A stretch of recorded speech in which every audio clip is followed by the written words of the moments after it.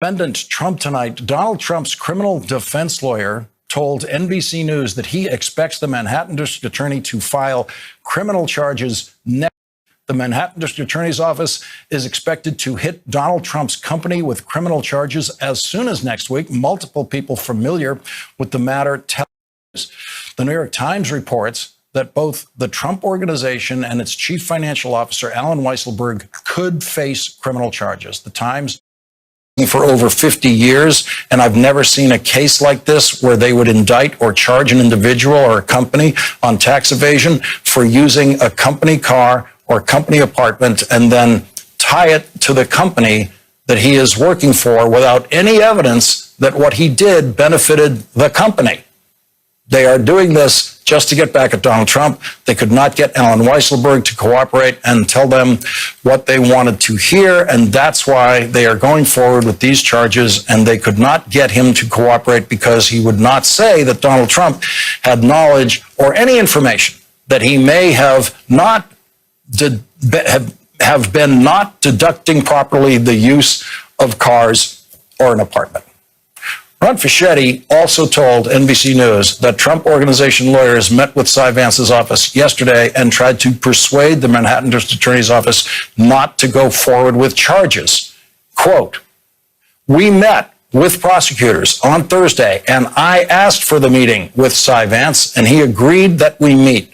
There were a number of prosecutors and our lawyers. We tried to persuade them that they should not go forward with these charges because they are minuscule and don't affect any of Donald Trump's companies. Minuscule. Free rent in New York City and private school tuition in New York City could easily be worth millions of dollars." The New York Times reports that at least one representative of the New York Attorney General's office also attended the meeting with Trump lawyers. The Office of New York State Attorney General Letitia James is conducting a civil inquiry into some of the same issues that the District Attorney's Office is examining, but they joined Cy Vance's criminal investigation in recent weeks. Donald Trump's criminal lawyer, Ron Fischetti, told NBC News the legal steps that he expects to be taking next week. Quote, "The corporate office will plead not guilty, and we will make an immediate motion to dismiss the case against the corporation. Mr. Trump is outraged that they are still going after him by going after his company where he has loyal employees for decades." On Sunday, Alan Weisselberg's former daughter-in-law, Jennifer Weisselberg, who is cooperating with Cy Vance's investigation, said this on MSNBC about Alan Weisselberg. He's blindly loyal. He doesn't have the same moral compass, I think, that I do, where you tell the truth. And he stayed blindly loyal to not just Donald's businesses, but his practices and the way he treats people and the way he's willing to destroy people that aren't silent, just in the way he is. I mean, they have the same moral compass, the same integrity, but he's always been blindly loyal to Donald. I also think it's about control. Alan is a control freak. I think once things start to get messy and people are flipping or flopping, that scares him. You know, so he's just going to stay due diligent and stay the course and keep going to work and hold out. Joining us now for this discussion, Daniel Goldman, former federal prosecutor, Daniel Alonso, a former assistant DA in Manhattan, and David K. Johnston, Pulitzer Prize-winning reporter on taxation.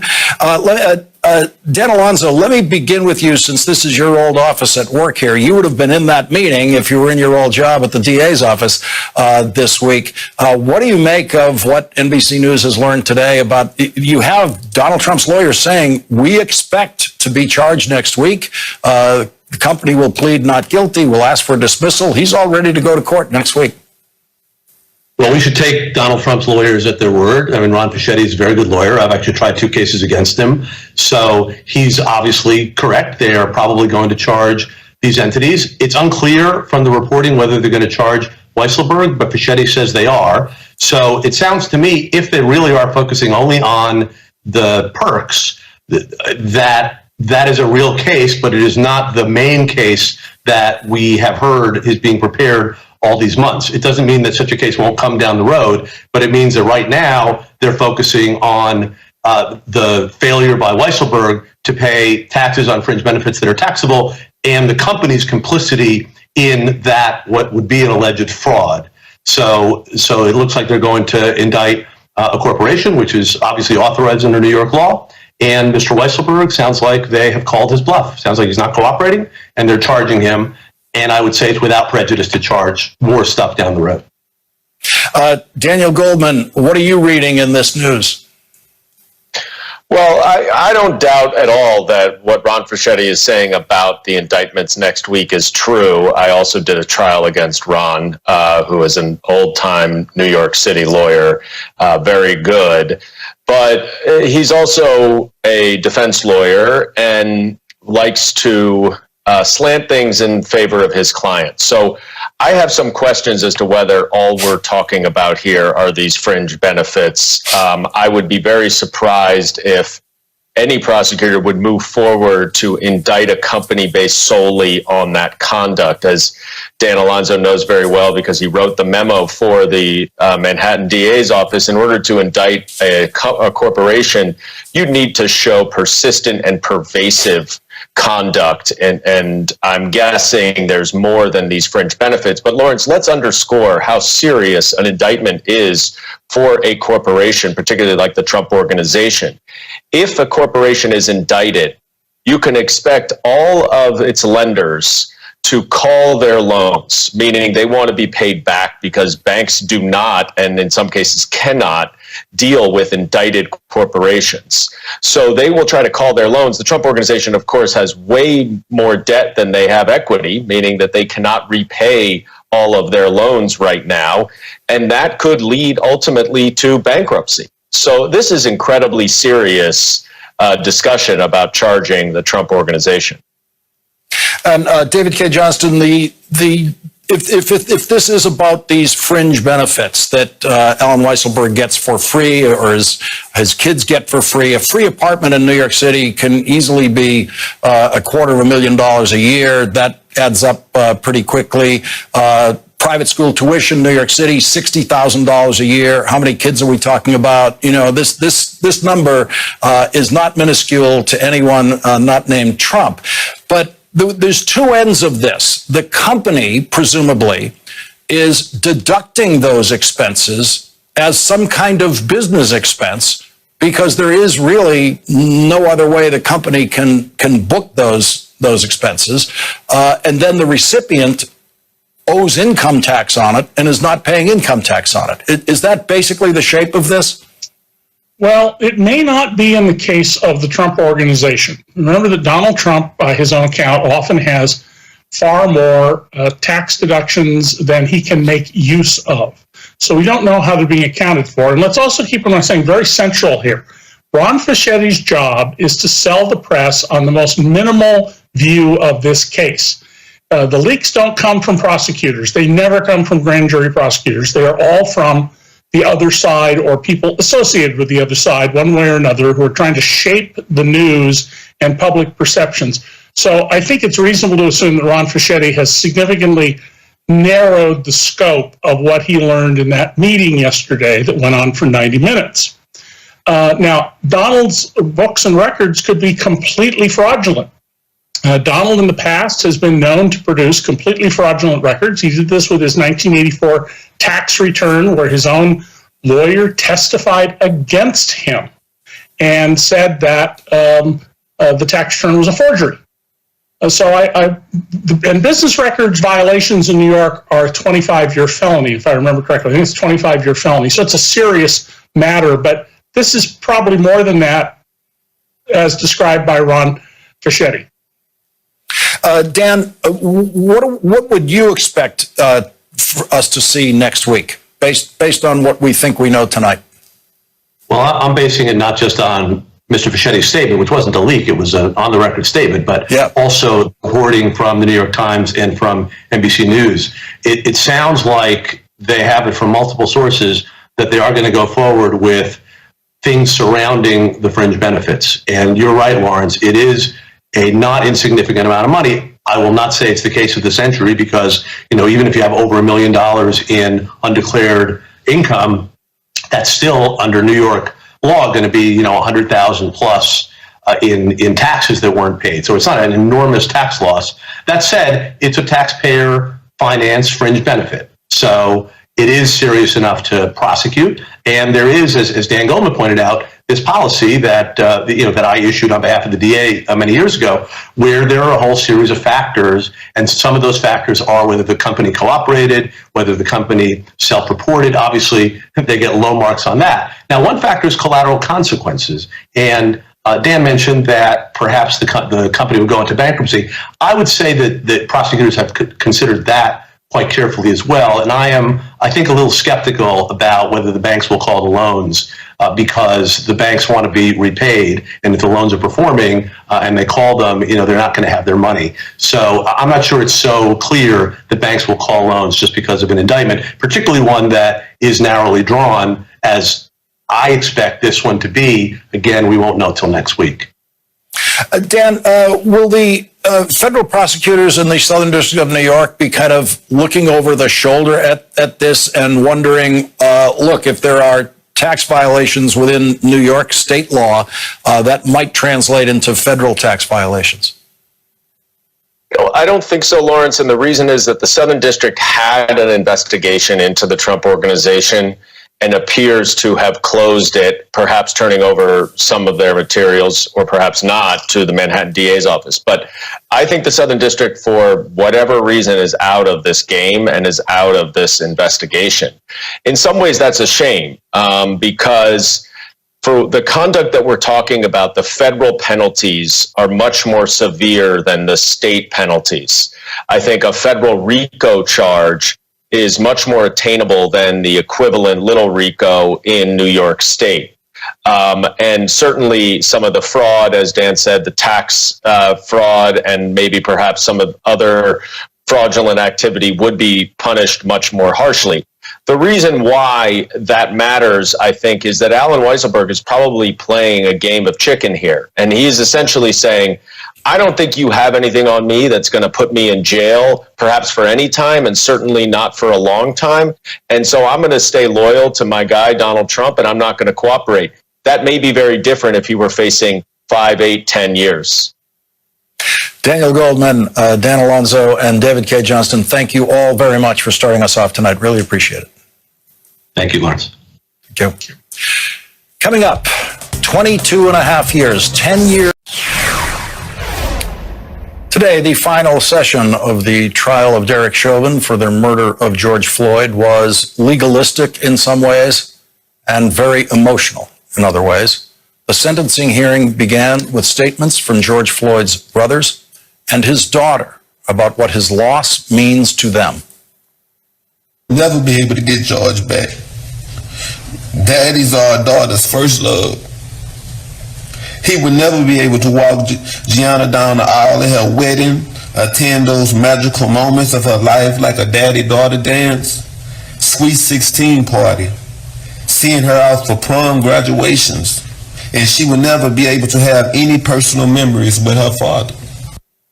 Terrence Floyd had one question for Derek Chauvin. Why? I wanted to know from the man himself, why? What were you thinking? What was going through your head when you had your knee on my brother's neck? Why when you knew that he posed no threat anymore, he was handcuffed, why you didn't at least get up? Why you stayed there?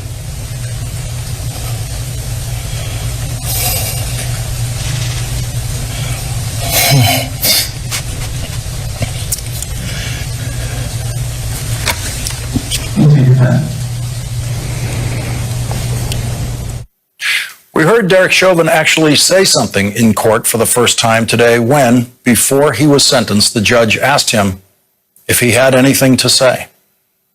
Thank you, Your Honor. At this time, due to some additional legal matters at hand, I'm not able to give a full formal statement at this time. But very briefly, though, I do want to give my condolences to the Floyd family.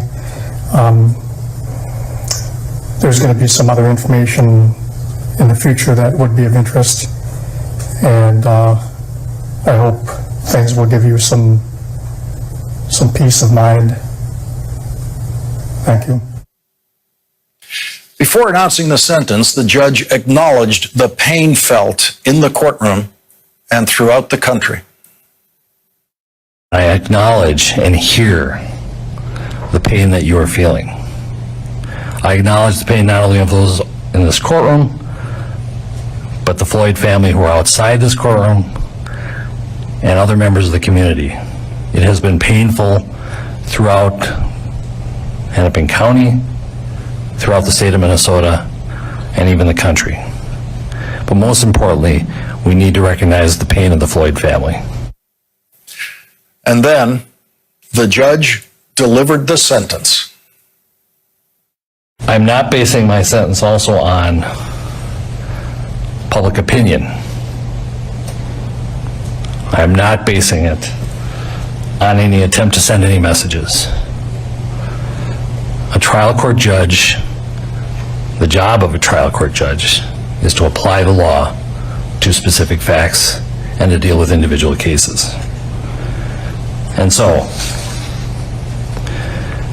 Mr. Chauvin, as to count one, based on the verdict of the jury finding you guilty of unintentional second-degree murder while committing a felony under Minnesota Statute 609.19 subdivision 2 paren 1, it is the judgment of the court that you now stand convicted of that offense.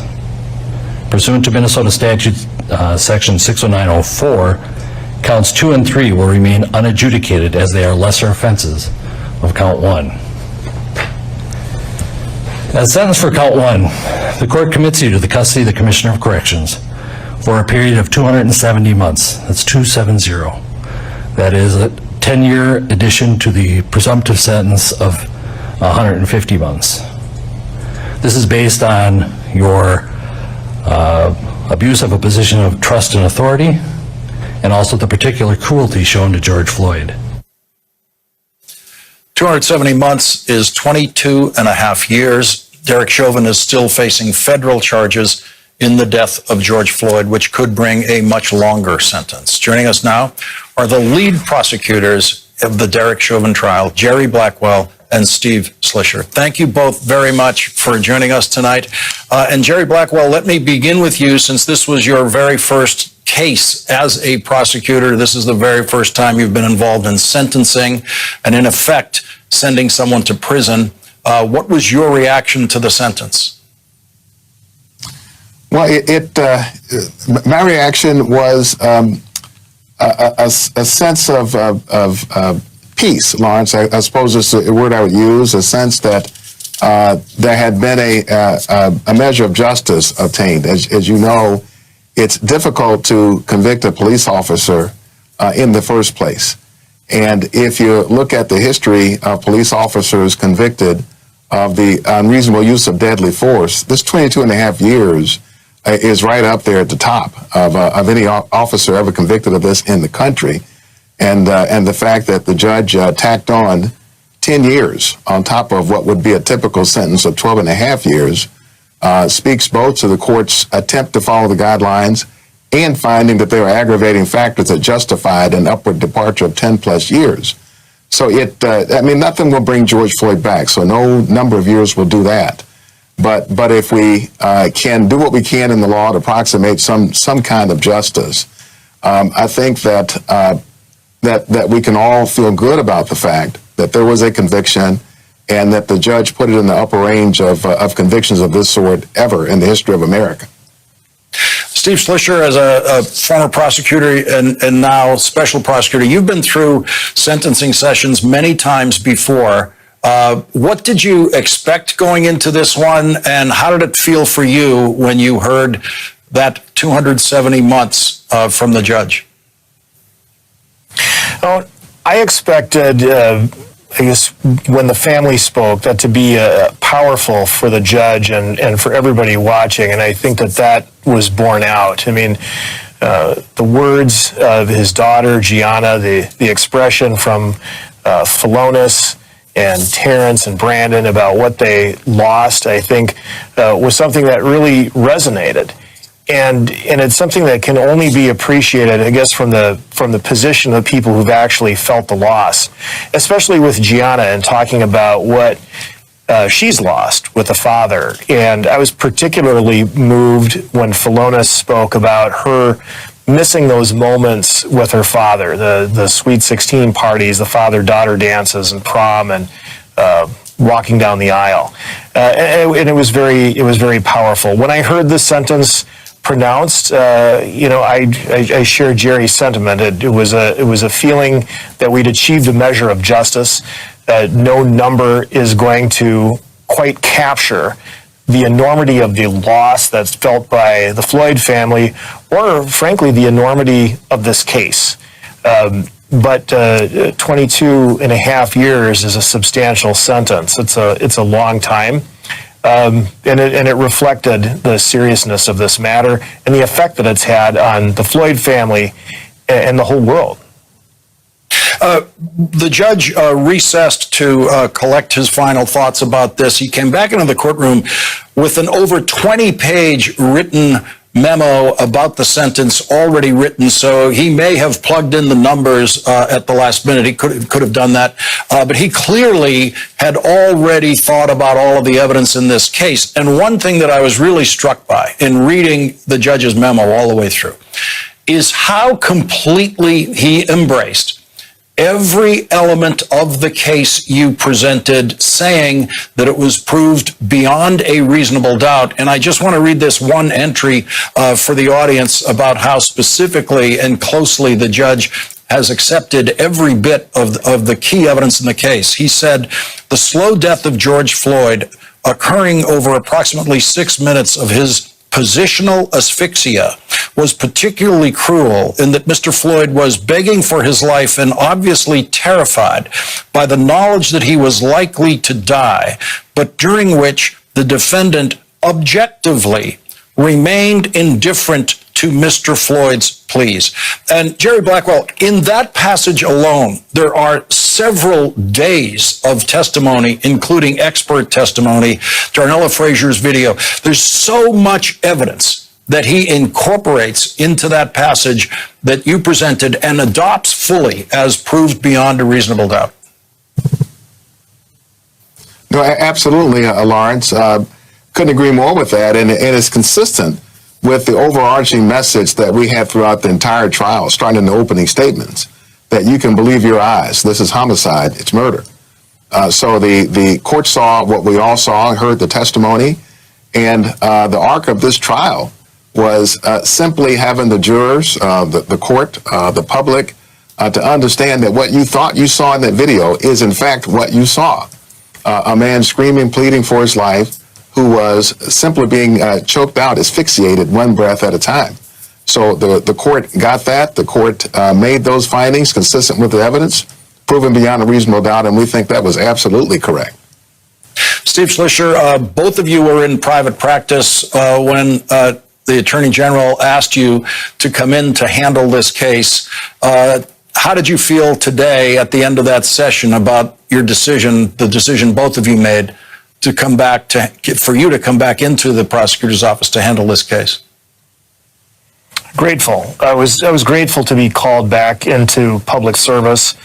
And as I heard the sentence and as I read also, the judge's order, recall that he placed great emphasis on the violation of the position of authority that Derek Chauvin was in. And as a former public servant, and in this capacity, we're both public servants, public service is something that's important. And public service is a public trust. The abuse of authority in this case was such a gross violation of that public trust. And the judge acknowledged in his order that it made the crime worse, and it was justification for giving a greater sentence, that frankly, the crime couldn't have happened without Derek Chauvin being in a position of authority.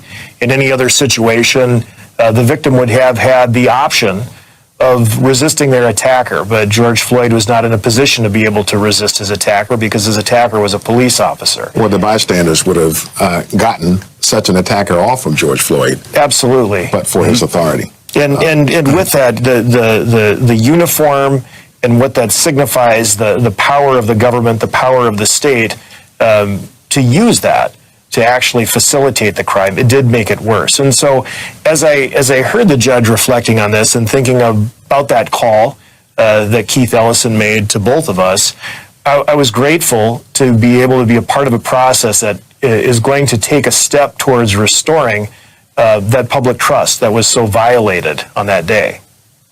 Jerry Blackwell, a quick last word from you about from the moment you got that call from Keith Ellison to today, how you feel about that decision you made to do this. It's the absolute best professional decision I've made in my entire career as a lawyer. And in a sense, I feel that it's the culmination of all of the cases I've been involved in up to this point, defending, frankly, companies in cases that involve difficult witnesses, difficult documents, difficult narratives.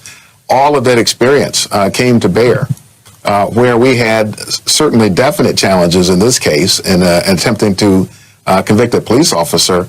So I felt this was the culmination, frankly, of everything I have done in the practice of law up to this point. And I was grateful to be able to serve this way. Jerry Blackwell and Steve Swisher, one way to read that judge's memo today is a real commendation for your work in that courtroom. He adopted every bit of the evidence that you presented and adopted it beyond a reasonable doubt. Thank you both very much for joining us tonight. Really appreciate it. Thank you, Lawrence. Thank you, Happy Lawrence. to be on. Thank you. Thank you. And coming up, Attorney General Merrick Garland announced today that the Justice Department is... And now it's the United States of America versus the state of Georgia. Today, the Justice Department filed a lawsuit against Georgia for violating the civil rights of black voters with its new election law. Assistant Attorney General for Civil Rights, Kristen Clark, said this. Our complaint today alleges that several provisions of SB 202 were passed with a discriminatory purpose in violation of the Voting Rights Act. These legislative actions occurred at a time when the black population in Georgia continues to steadily increase. And after a historic election that saw record voter turnout across the state, particularly for absentee voting, which black voters are now more likely to use than white voters. Our complaint challenges several provisions of SB 202 on the grounds that they were adopted with the intent to deny or abridge black citizens equal access to the political process. Attorney General Merrick Garland said the Justice Department is evaluating other restrictive laws recently passed in states with Republican legislatures, but he also asked for help from Congress. We are using every method at our disposal in our enforcement efforts, but that is not enough. We urge Congress to act to provide the department with important authorities it needs to protect the voting rights of every American. Joining us now, Latasha Brown, co-founder of the Black Voters Matter Fund, and Michael Waldman, president of the Brenner Center for Justice at New York University School of Law and the author of The Fight to Vote.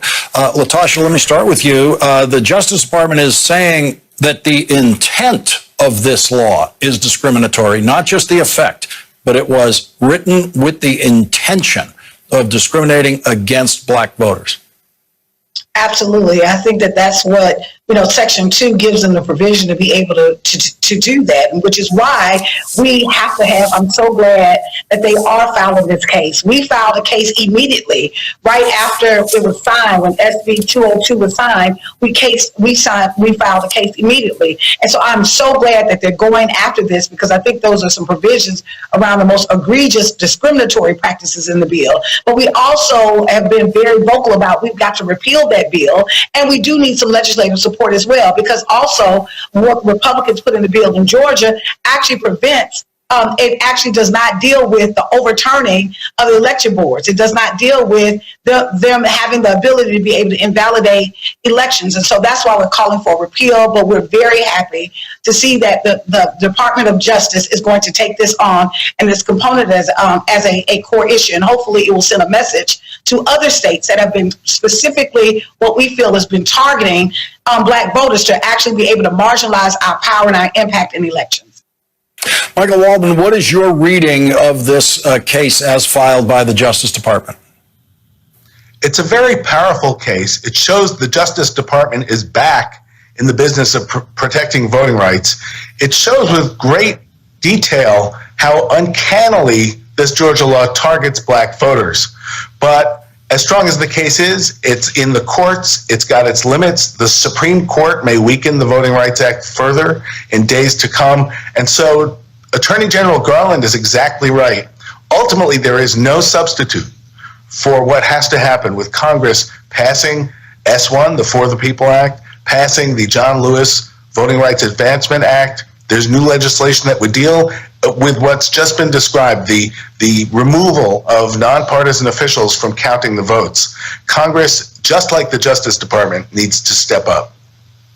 And Latasha, that's a problem. The aftermath of voting in Georgia under this new election law is one of the really scary parts of it. Absolutely. You know, this past Friday, before we kicked off our Freedom Rider voting rights, the Secretary of State announced that he was dropping 100,000, purging 100,000 voters from the voting rolls. You know, we're seeing in Dougherty County, a majority African-American county, in Southwest Georgia, that they're now attempting to close polling sites there. In addition to that, they're actually putting off people off the board of elections in the county area. So this is a blatant abuse of power, and we need federal legislation to stop that, to actually expand some protection, and we need to make sure that the courts are in alignment. Michael Waldman, is there a way to get at the provisions of some of these laws around the country that seek to, it appears, possibly manipulate the outcome of the election by the way they deal with the counting process and the challenging of counts? Well, people can call out and try to stop them from getting passed, and they need to have the sunlight of public attention, just like the voter suppression did last year. Congress has power, strong power under the Constitution, to govern federal elections. It's called the Elections Clause, and that includes how the votes are counted, times, place, and manner of elections. So once again, there are things that can be done to override this. That kind of provision is showing up all over the country as these states are considering laws like this. In Texas, in Arizona, often sort of snuck into the bill late at night at the very end of the process, which is what happened here in Georgia. It's very pernicious. It's like Boss Tweed said, you know, I don't care votes, but as long as I can count them. Michael Waldman and Latasha Brown, thank you both for joining us tonight. Thank you for having us. Thank you. And coming up, Ali Velshi is on the scene of the apartment building collapse